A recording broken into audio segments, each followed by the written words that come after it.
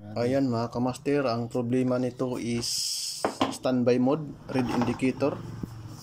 Then ang brand ng ito is Kobe. So pinalitan namin ang board sa Pinsonic.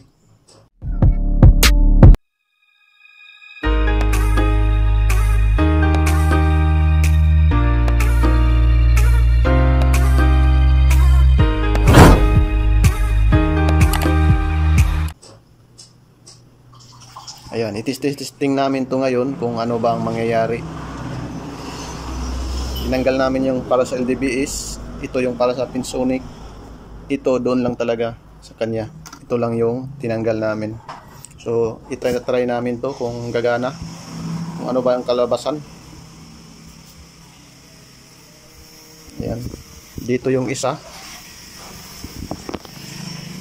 Ayan, dito kami tinanggal namin. So, ititesting namin to ngayon kung ano ba mangyayari, kung gagana ba siya. Yan, testing.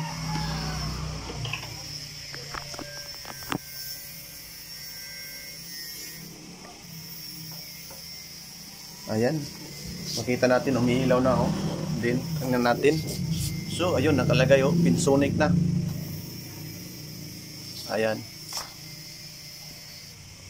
And maya ano na namin, i-TV namin kung sulit ba to, kung gagana ba talaga, hindi ba to mag abnormal. Ito yung board nya, oh. Ito,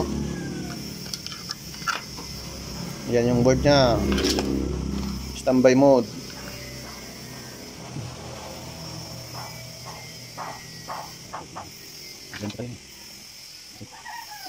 Ayan, yung dito, doon sa kabila, tinanggal din. Ito yung lagay namin. So, sasarado namin ito, yung testing. Lagyan ng movie.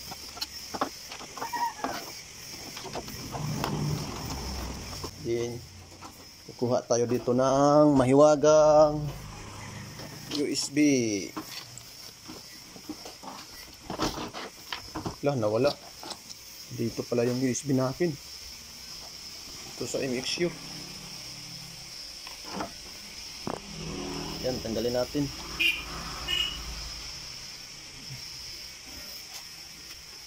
Ito, lagyan natin. Walang dala na remote yung may-ari. Yung walang paa. Nandun lang sa ano, customer. Yan, isarado namin din. Lalagyan natin ng movie. Yan, i-post ko lang para hindi haba yung video. Ito pala yung brand niya, oh. Tas 40 inches pero nakalagay sa karton is 45 inches. Yan yung karton niya. Yan mga kamaster, tapos na. Saksak na. Din pindot sa kabila.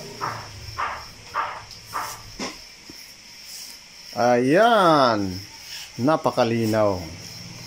Board lang yung sira, pero iba yung board na nilagay namin. So lalagyan namin to ng USB. Ayan mga master, ginamitan namin dito pero hindi compatible, pero gumana yung HDMI. So nagamit kami dito ng MXQ. Ayan, din nilagay namin to doon banda. Yan, di mo na sinirado. So ayan, pwede na panooran sa signal gamit ang MXQ. Yan, o.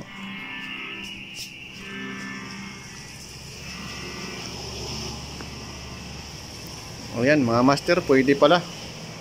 Pwede pala yung Kobe lagyan ng Pinsonic na board. Bibili na lang ng remote para sa Pinsonic. Ayan mga kamaster,